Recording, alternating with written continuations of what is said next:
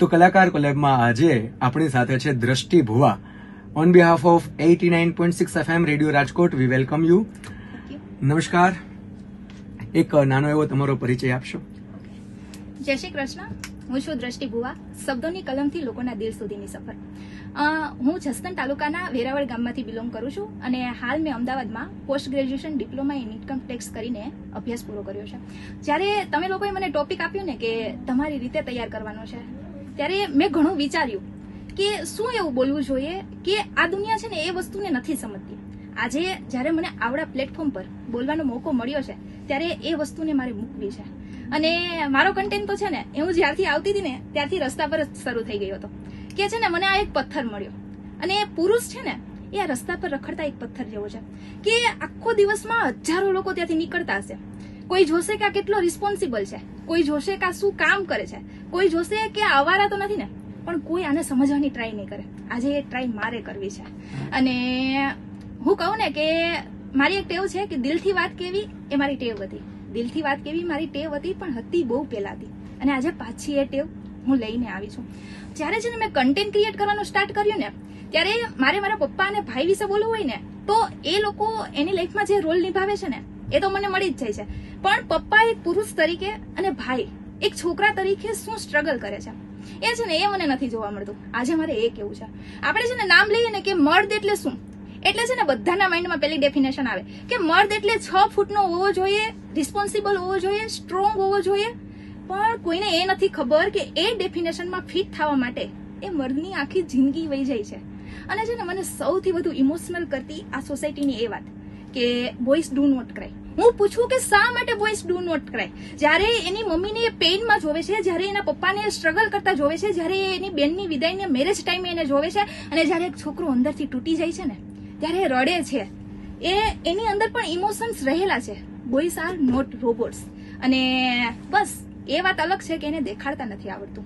તો એના માટે મેં 2 લાઈન લખી છે કે તુમ લડકે હો, તુમ લડકે હો, તુમ કભી રો નહીં सकते, तुम लड़के हो तुम कभी रो नहीं सकते, चाहे दिल टूटे या खिलौना तुम पल के भिगो नहीं सकते, चाहे कुछ भी हो तुम्हें दुनिया के सामने मुस्कुराना पड़ेगा, चाहे कुछ भी हो तुम्हें दुनिया के सामने मुस्कुराना पड़ेगा, अपने ही आंसुओं को चख के तो देख, तू एक बार लड़का बन के तो देख, अपने ही आंसुओं को तू चख के तो देख, तू एक बार लड़का बन के तो देख, अरे अरे तुझे कुछ हो गया तो तेरे घर का क्या होगा, अपनों के ही लिए तू मर के तो देख, एक बार तो लड़का बन के तो देख. नए नए शहर में मैं परिंदोसा था, मैं नए नए शहर में परिंदोसा था, कभी रूखा सूखा कभी भूखा भूखा ही सो जाना पड़ा, मैं लड़का था सो मुझे मुस्कुराना पड़ा. અને છે ને મારા તરફથી તો દિલથી જે પુરુષ છે ને એને નાનપણથી પોતાના માથા પર જવાબદારી ઉઠાવી લીધી છે ને એ લોકોને સેલ્યુટ છે. ને મારા તરફથી તો 1 વાર નહીં, 1000 વાર નહીં, પણ અનલિમિટેડ વાર તમે લોકો છે ને આ ડિઝર્વ કરો છો. તમને સેલ્યુટ છે. અને એટલા માટે જ કહેવાય છે કે ઉમ્ર કે ઇસ પડાવ પર हर जगह परेशानियां होती है, उम्र की इस पड़ाव पर हर जगह परेशानियां होती है, वो कंधे दुखते बहुत है जिस पर जिम्मेदारियां होती है. અને છે ને અત્યારના સમયમાં કેવું છે કે વુમન એમ્પાવરમેન્ટની તો બહુ બધી વાત થઈ ગઈ, but never talk about a boy. શા માટે? પેલા એક એવો સમય હતો કે આપણા દાદીમાને એ લોકો પાણી ભરવા જતા, એ લોકોની લાઈફમાં બહુ બધા સ્ટ્રગલ હતા. પણ અત્યારે એવું નથી રહ્યું. અત્યારે છે ને સમય પલટાઈ ગયો. અત્યારે બોયઝની લાઈફમાં દુઃખ છે. એટલે જે લોકો એમ કહે છે ને કે છોકરાની લાઈફ તો યાર બહુ સિમ્પલ છે, તો એના માટે કે એક સ્ત્રી જો પુરુષના જીવનમાં મહત્વનો ભાગ ભજવે છે તો એક પુરુષ સ્ત્રીના જીવનમાં શું હોઈ શકે કે તમારા નામની પાછળ લખાતું દિવાલ જેવડું અડીખમ નામ, તમારી લાઈફ ઇન્સ્યોરન્સની પોલિસી, સોલિસિટરની ગિફ્ટ કે મેડિકલ વચ્ચે વહેંચાઈ જતો પેલો પુરુષ કે તમારા નામે રોકાણ કરતો કે પછી એ પોતાનું ઘર બનાવીને તમારા નામે કરી દેતો એ મર્દ. મર્દ એટલે એ શું હોઈ શકે? એક પિતા હોઈ શકે, એક પુરુષ હોઈ શકે, એક પ્રેમી હોઈ શકે, શું હોઈ શકે? અરે એ તો મેઘ ધનુષ્યના 7 રંગો જેવો છે.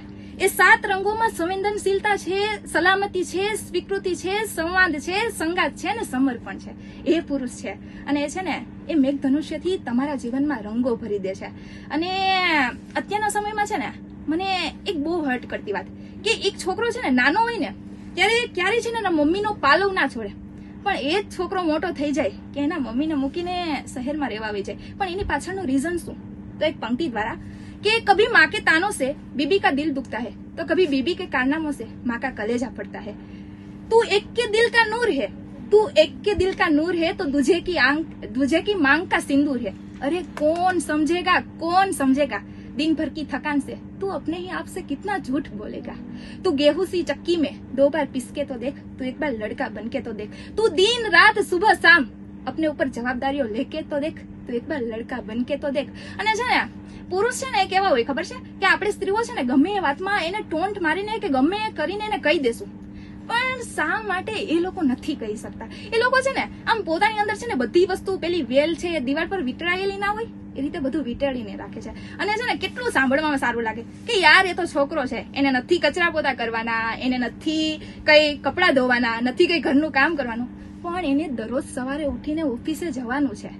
એ રમાતા રાજકારણમાં એને ભીનું થયા વગર પાછું ઘરે આવવાનું છે। શા માટે આપણે નથી સમજતા? શા માટે સમજીએ છીએ કે બોયઝ રોબોટ છે? એ રોબોટ્સ નથી, એની અંદર પણ સંવેદનાઓ રહેલી છે। એકવાર પ્લીઝ સમજવાની ટ્રાય કરો।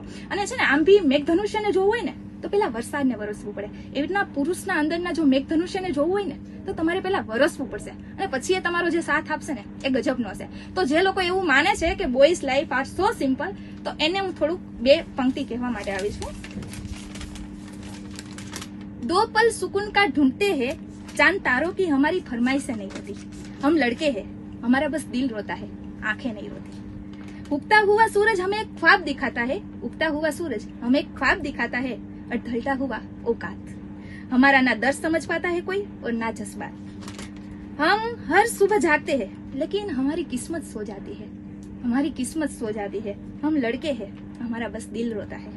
लड़की की विदाई में तो जमाना होता है और इनके घर छोड़ जाने की चर्चा कहीं नहीं होती, और जितना सोचते हम लड़कों की जिंदगी उतनी आसान नहीं होती। माँ के लाडले बेटे हैं बेशक, एक नौकरी की खातिर सेकड़े ठोकर खानी पड़ती है, कभी हर बात पे ढेरों नखरे होते हैं जिनके बाहर रह के सारी फरमाइशें भुलानी पड़ती है। कुछ लड़कों को जरूरतें जगाई रखती है तो कुछ को जिम्मेदारियां सोने नहीं देती। અને છેલ્લે તો હું એ જ મેસેજ આપવા માંગીશ કે અત્યારના સમયમાં જે બધી ડિમાન્ડ મૂકવામાં આવે છે છોકરા પાસે, તો હું એટલું જ ક્વેશ્ચન કરીશ કે આપણા પપ્પાને બધું કમાવામાં, નામ, સિટીમાં મકાન, જમીન, એ બધું કમાવામાં આટલા 50 વર્ષ લાગી ગયા, અને તમે એ જ એક્સપેક્ટેશન જે હજી એક ફૂલ થઈને ઉગે છે 20 વર્ષનો કે 25 વર્ષનો છોકરો, એની પાસેથી તમે કેમ એટલી બધી એક્સપેક્ટેશન રાખી દો છો?